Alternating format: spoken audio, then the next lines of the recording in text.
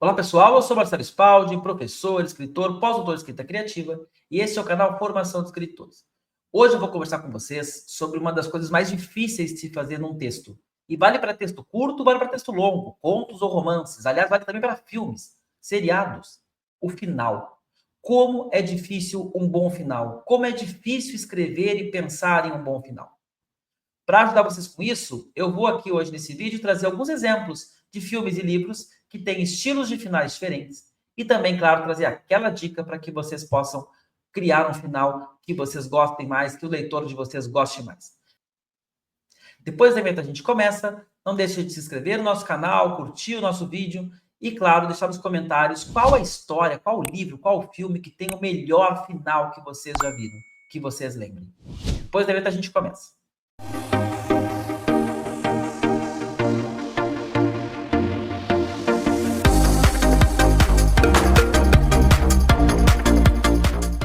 Nós ainda estamos no rescaldo do Oscar e nós fizemos uma maratona para assistir aos filmes que concorreram ao Oscar de 2025. E uma das coisas que chamou a atenção foram os finais, a dificuldade de termos bons finais. Então, quando a Carol e eu estávamos vendo o filme, normalmente ela não gostava do final de um, ela não gostou de Emília Pérez, a Nora, dos finais dos filmes, eu não gostava de outros. E aí eu comecei a pensar como é difícil, de fato, ter um bom final, escrever um bom final. Quantos livros e filmes que eu adoro, os finais eu não gosto tanto assim. Aliás, dois filmes, vou colocar na tela para vocês, dois filmes que eu indico para meus alunos no curso, que para escritores são maravilhosos, o Birdman e o American Fiction, não tem bons finais. Aliás, o final do Birdman eu não entendi até hoje. O do American Fiction é um final possível, mas que eu acho um enfraquecimento. Então, como é difícil, né? No seriado Dark é um livro, é uma história maravilhosa, um seriado bem feito, que a gente não consegue largar, mas o final também, enfim. Então, por que será que é tão difícil fazer um final? E eu acho que para isso a gente precisa ter duas coisas em mente. Primeiro, na minha concepção, nós devemos planejar um texto antes. Nós devemos, antes de começar a escrever, pensar como vai ser o começo, o que vai acontecer de importante ali no meio da história e como vai terminar a história. Ah, Marcelo, mas tu começa a escrever sabendo o final? Claro, gente. Porque uma história que tem um bom final, Romeu e Julieta, que é o final mais clássico, né? O melhor final de todos os tempos, um dos mais clássicos, segundo Harold Bloom. O Romeu e Julieta não tem como ser escrito se a gente não souber como ele vai acabar desde o começo do texto. Então, às vezes, o artista ele vai escrevendo, cria um final surpreendente até para ele, mas ele tem que voltar no livro e reescrever o livro sabendo que vai ser aquele final. Tanto para esconder algumas coisas importantes, quanto para colocar algumas pistas no meio da história que, ao nós chegarmos no final, vamos dizer: nossa, esse final aqui não podia ser outro. Eu gosto muito de Sherlock Holmes, por exemplo, por isso. Mais do que Agatha Christie, inclusive. Porque no Sherlock Holmes, os finais são surpreendentes, mas eles estão ali no meio da história. Agatha Christie, por vezes, me parece um pouquinho mais um coelho tirado da cartola. Mas, enfim, então planejar os textos ajuda muito a que a gente tenha finais que a gente escolheu. Não aquele final que a gente desiste do texto, não aquele final que sai da cartola, que sai de lugar nenhum, que é inverossímil. Então, planejar os finais ajuda muito nisso. Mas vamos também ver alguns tipos diferentes de finais, para que vocês possam escolher também, né? Qual é o final que vocês vão acabar escolhendo na história de vocês. Então, o bom final, ele pode ser surpreendente, ele pode ser um plot twist. E aqui eu acho que no cinema um grande exemplo é o Sexto Sentido. Não sei se tem spoiler de filme que foi feito há 25 anos, né? Mas eu não vou contar o final. Quem não assistiu ainda o Sexto Sentido, vale a pena buscar para assistir. E ele tem um final que é daqueles assim, que as pessoas terminam o filme, mas é sério isso? Eu vou ter que ver de novo, vai ter que ter um furo. E não tem furo, pelo menos para a geração, que é a minha geração, porque depois o próprio filme influenciou muitos outros filmes. Esse tema foi tratado em várias outras histórias, mas o Sexto Sentido, ele é um filmaço e que tem um final realmente surpreendente, que a gente chama de plot twist. O plot twist pode acontecer no meio da história e pode acontecer no final, ter um final revelador. Pensando em livro, O Grande Sertão Veredas, do Guimarães Rosa, tem um grande final, um plot twist muito interessante no final. Claro que a maioria das pessoas que leem O Grande Sertão Veredas hoje sabem da história, sabem da identidade de Adorim. Isso estraga um pouco essa surpresa, esse suspense do final. Mas pensando como estrutura de livro, maravilhoso, porque aquele final realmente é um final que, para a época, gerava um debate extremamente interessante. Pensando nos filmes do Oscar, o Conclave, que também é um filme, tem vídeo aqui no canal sobre o filme, o livro e o filme do Conclave. O Conclave, ele também tem um final interessante. Ele também tem um final que ele vai no limite do coelho na cartola, Mas para o debate que ele propõe, para a história que ele propõe, é um final interessante. É um final que não apela, porque tem plot twist que apela, né? Sei lá, o personagem que nunca tinha reagido vai lá e mata todo mundo. Nesse sentido, eu não gosto muito de Parasita, por exemplo, um filme que é aclamado como um grande filme. Mas é um final que apela um pouco, né? Porque aquilo lá não havia sinais daquilo. O Conclave não. O Conclave tem um final que ele não apela, mas ele toca num tema bem original, e é difícil falar de temas originais quando se fala sobre questões da Igreja, Vaticano. Então, isso é um mérito do Conclave. O cuidado, quando a gente vai pensar num final, que é um final surpreendente, uma virada, é que ele não seja um coelho tirado da cartola, como eu comentei antes. Não pode, na história, o assassino ser o fulano, que em nenhum momento tinha nenhum indício de que seria o assassino. Pior ainda, quando o narrador escondeu algumas coisas da gente que ele poderia ter contado, que é o exemplo da Agatha Christie no livro que hoje se chama Não Sobrou Nenhum, que o título original, Caso 10 Negrinhos. O final do livro, assim, não tem nenhum indício daquele final. E o narrador foi nos enganando ao longo do tempo. Não é que o narrador foi descobrindo as coisas junto com a gente. Não, o narrador saberia daqueles acontecimentos. Enfim. Então, o problema do final surpreendente é a gente errar a mão e fazer um final tirado da cartola. Mas, quando o final tem um plot twist, esse é o tipo de filme, tipo de livro que nos ganha e a gente acaba não esquecendo mais dele, porque a gente esperou aquele final, né? Eu sou uma pessoa que gosto de ver filmes e livros para ser surpreendido, para ter um final que me surpreenda. E acontece muito de eu me frustrar, naturalmente. Um outro exemplo de final é o final do Breaking Bad. Aquele final que é o encerramento de um ciclo. O final parece que assim ele não tinha como continuar aquela história. Tanto que fizeram depois uma sequência do Breaking Bad, tem um filme que não é bom, um filme com o Jesse Pinkman ali, mas que não funciona. Porque o Breaking Bad ele se esgota, ele termina, a história está redonda. O ciclo narrativo está completo. Então, acho que é um ótimo exemplo. E o bom do exemplo do Breaking Bad, também não acho que é spoiler da fala do Breaking Bad nessa altura, né? Mas o bom do exemplo do Breaking Bad é que um deles vem a morrer, o outro não. Então, não é que o final esse definitivo seja necessariamente a morte. Claro que a morte ela é um final definitivo, mas não necessariamente é assim. Não necessariamente precisa morrer o personagem. Às vezes o personagem tinha um grande conflito que gerou a narrativa, por exemplo, uma questão de relacionamento. Ele está em dúvida se ele começa ou não relacionamento, ou se ele deixa ou não relacionamento. E ao final da história, ele resolveu esse conflito. Ele realmente resolveu, virou essa página. E a história se concluiu. Não é um final surpreendente, mas ele é um final que não é fechado, não é um final aberto. Então é outro tipo de final que me parece bastante comum. Eu também gosto quando os finais são bem resolvidos desse jeito, mas ele precisa estar bem desenhado, né? Ele precisa estar bem planejado para não acontecer do final ser um final muito aberto. Aqui nós temos um outro exemplo de final fechado, que é o Crash no Limite. Filmaço também, que quem não viu esse filme, veja, é um filme do Oscar. E o Crash no Limite, ele tem o final trágico. O final trágico é semelhante ao que eu falei antes, e também não deixa de ser um tipo de plot twist, mas ele termina no momento em que a tragédia é consumada. E também não tem spoiler do Crash, que já faz tempo que as pessoas que passou aí no cinema. Mas o final trágico, toda a história vai levando para algo que a gente pensa que pode gerar uma tragédia. Lembrando que é tragédia para Aristóteles? É quando o herói passa da dita para a desdita, da felicidade para a infelicidade, por causa de um erro seu, de uma desmedida sua. E a gente acrescenta, ainda mais falando aqui do Crash, que essa desmedida pode ser da sociedade, pode não ser do indivíduo. E leva a uma tragédia, que é uma tragédia individual e social também. Então, o final fechado, por vezes, é o final trágico. E aqui, pensando em literatura, não preciso nem dizer, né? Todos os textos clássicos dos gregos, Romeu e Julieta, do Shakespeare, são exemplos de finais trágicos. Nós temos muitos exemplos na literatura de finais trágicos, por a tradição toda grega que nós temos aí de tragédias. E aí nós temos o final aberto.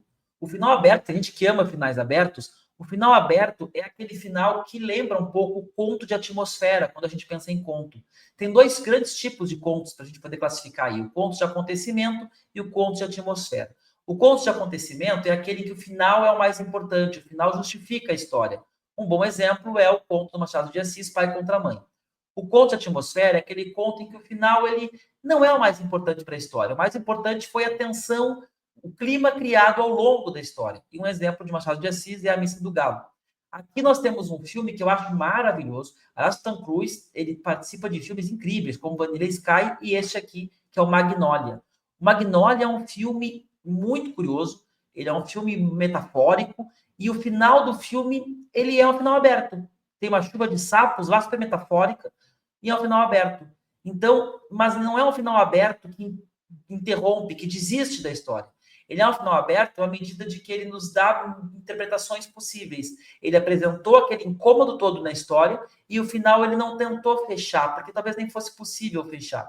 Ele simplesmente nos mostrou que vai seguir, a vida segue e a gente tem que saber lidar com aqueles conflitos que o texto nos trouxe. Então, nesse aspecto, os finais abertos funcionam bem, quando eles nos fazem refletir sobre aquilo que aconteceu, porque aquilo vai seguir acontecendo. Já o final interrompido, que é o problema da pessoa tentar fazer final aberto, é quando ela começa uma história bacana, assim, um suspense ou um thriller, e ela não sabe como terminar. Então ela joga o final aberto. Vamos supor, digamos que a gente vai contar a história de um assalto num banco.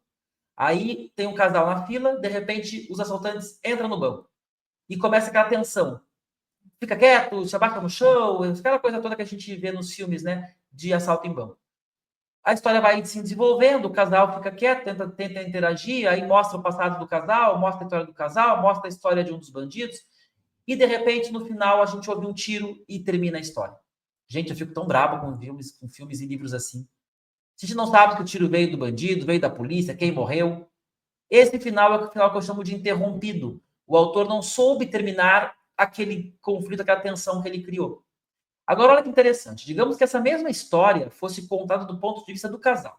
Um casal está brigando há muito tempo, está numa relação séria, né? De repente está até indo no banco para se divorciar, para fechar uma conta conjunta. Eles estão na fila do banco. Aí tem o assalto. Só que todo o foco é no casal. O casal começa a se olhar, o casal começa a lembrar da sua vida, seja lembrar dos tempos bons ou ruins, aí escolham o final. E o assalto está acontecendo ali, mas como o foco está no casal, não é tão importante se eles conseguiram dinheiro, não conseguiram dinheiro, se a polícia chegou. A história termina quando ele ou ela estica a mão e eles se dão as mãos. Ou eles se abraçam. Por quê? Porque a história não era sobre o assalto, a história era sobre o casal no banco. Então, o final aberto, o final interrompido, eles têm uma linha muito tênue. E esse é o cuidado para quem vai escrever finais abertos. Para fechar esse vídeo, eu vou falar do filme que ganhou o Oscar, né? Controverso, polêmico e que eu achei um filme interessante. Se é filme de ganhar Oscar, não sei. Depois eu coloco o link da live que a gente fez sobre o Oscar para vocês pensarem com a gente. Mas é um filme interessante, porque ele é um filme que ele desvirtua, ele é disruptivo naquela ideia de uma linda mulher. Eu acho muito bom que esse filme esteja aqui para a gente poder falar mal de uma linda mulher. Porque essa ideia romântica barra machista de que a mulher vai encontrar um homem rico que vai deixar dar um banho de loja, ela vai virar outra pessoa. Como assim outra pessoa que toma um banho de loja e vai ser feliz para sempre, em geral com um homem mais velho, milionário? O Anora quebra tudo isso. O Anora ele traz essa história até um bom pedaço e te joga lá de cima. Sabe aquela vida de luxo que a gente está buscando, materialista, com carros, com viagem, com dinheiro, com bebida? Toma, acabou. Te joga lá de cima. Então, a Nora tem esse mérito. Ele tem o mérito de nos fazer pensar e não apenas de nos divertir, embora seja uma comédia e ele seja divertido em vários pontos.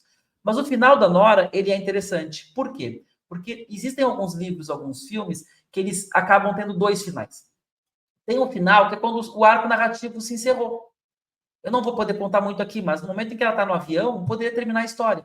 Porque o arco narrativo se encerrou. Dali em diante, vai ser outra vida para Nora. Ela, se for um seriado, vai ter outro episódio. Mas o arco narrativo se encerrou. E teria sido um final ok. Teria sido um final digno, porque eu acho que a atitude dela e o turning point da história é muito, muito bons. Ele fugiu do clichê, foi muito bom. Mas a história vai adiante. Tem uma cena dela numa casa com um personagem que não posso falar muito. Quem não viu a Nora, obrigado, valeu por ter visto esse vídeo, agradeço, até o próximo vídeo. Dá pausa, vai ver a Nora e volta aqui depois. Quem já viu a Nora pode continuar assistindo, que eu vou dar spoiler. Então, lá na cena em que ela tá na casa com aquele brutamonte lá, tem uma sugestão ali de envolvimento dos dois que se descamba para uma relação sexual, é um problemão. Porque ele havia abusado, né? Ele havia segurado a Nora. Eu levei medo que o filme ali fizesse um deslize muito grave. Não acontece. Ele leva ela para casa. E quando ela chega em casa, que aí sim, ao final, né? Não tem mais reviravolta. Chegou na tua casa de volta, tua vida anterior, não tem o que fazer. Ele parece com um anel que foi um elemento do filme importante, um anel caríssimo, que pode mudar a vida dela, né? Pode fazer ela dar um outro rumo, e ele dá o anel para a Nora. Então, por um lado, ele está, algo ficou daquele relacionamento, mesmo que materialmente, que é aquele anel. Mais do que isso, ele poderia ter roubado, ele é um bandido, ele é um capanga. Poderia ter roubado o anel para ele. Não, ele dá o anel para a Nora. O tempo todo no filme ele olha com admiração para as atitudes que a Nora está tendo diante dos acontecimentos. E a Nora, quando recebe aquele anel, a Nora, prostituta, até então prostituta. A Nora, talvez por impulso, ela começa a ter uma relação, ali no carro mesmo, com aquele rapaz. Só que quando a gente pensa que pronto, vai acabar o filme mostrando que a Nora e ele vão ficar juntos, blá, blá, blá, clichê. Só que não. A Nora interrompe a relação no meio da relação e chora compulsivamente. E aí acaba o filme. Eu acho isso interessante, gente. Por quê? Porque a Nora não consegue mais ser aquela menina prostituta que ganhava dinheiro, que tinha aquela vida que ela tinha antes. Ela não vai mais conseguir voltar para aquilo. Só que ela também não vai conseguir voltar para a vida que ela tinha antes, a vida dela, a vida real, digamos assim, entre aspas, né? Aquela vida de necessidade, aquela vida de certa humilhação. Então ela agora ela está num lugar, ela perdeu a identidade dela. Mas talvez, isso o filme não traz, é o que estou trazendo aqui como reflexão, talvez ela tenha encontrado naquele personagem, e ele encontrado nela, algo muito mais valioso do que o Anel de Diamante. Talvez eles sigam juntos essa jornada depois disso. Talvez os dois juntos criem uma história, criem uma relação, etc, etc, etc. Então, olha como o final ele pode ser complexo, porque o final ele tem o desfecho da história, e ele tem algum elemento adicional que vai fazer a gente pensar para além da simples história que a gente está assistindo. Certo, gente? Então, agradeço a atenção de vocês. Deixem nos comentários aqui finais que vocês amaram, que vocês odiaram, para que a gente também possa fazer novos vídeos sobre isso. E deixem sugestões de temas. Eu sempre gosto de ver temas diferentes, sugerir temas diferentes, para que a gente possa tratar aqui nos vídeos do nosso canal. Obrigado, até o próximo vídeo. Tchau!